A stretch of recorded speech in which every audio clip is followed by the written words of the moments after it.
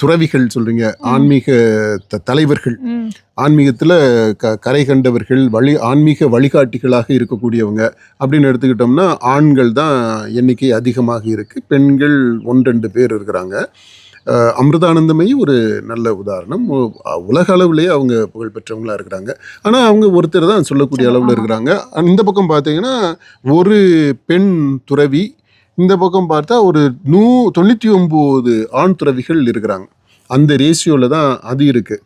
இது ஒரு பக்கம் இருக்கு. தலைவர்களை விடுங்க, இப்போ சாமிக்கு பக்கத்துல இருந்து அந்த வழிபாடை நடத்துறதுக்கு அதுலேயுமே கூட ரொம்ப போராட்டங்களுக்கு அப்புறம் இப்பதான் பெண் ஓதுவார்கள் வந்திருக்கிறாங்க.